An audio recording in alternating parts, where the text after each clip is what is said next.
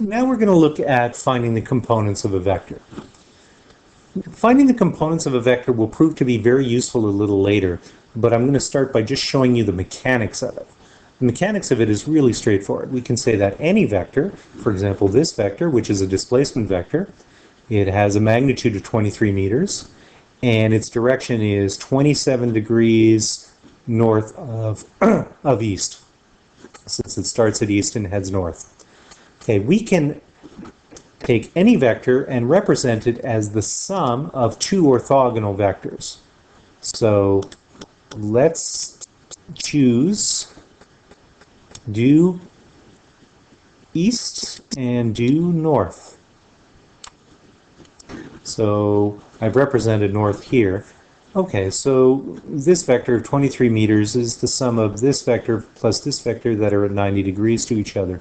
Now this is useful for a number of reasons which will be discussed later.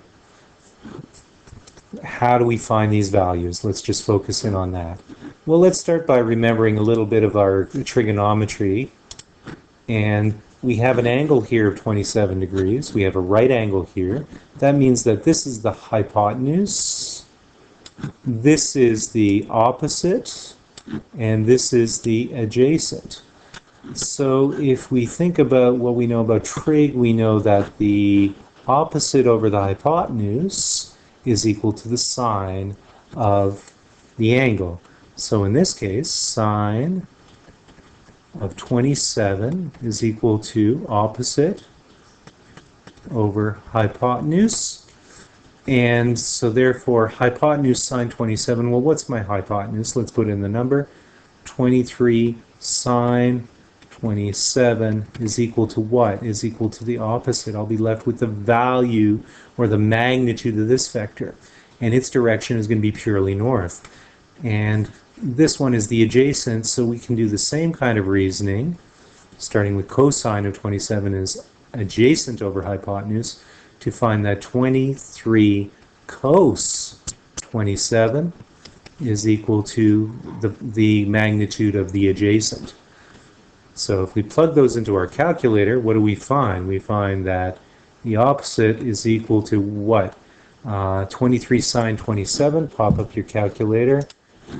So clear previous results, 23 times the sine of 27 is equal to, I get 10.4, and rounding to the appropriate number of significant digits, that's going to be 10 meters. And what's my direction? Well, in this case, it's pure north. And what's my adjacent? Well, that's going to be 23 cos 27. So pulling up my calculator once again, 23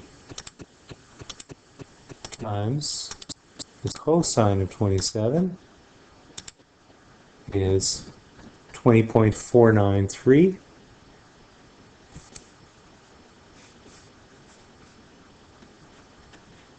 So to the right number of significant digits, that'll be 20 meters, and that one will be east. And that makes a lot of sense, because this one is quite a bit longer than that one. And that's how you find the components of a vector.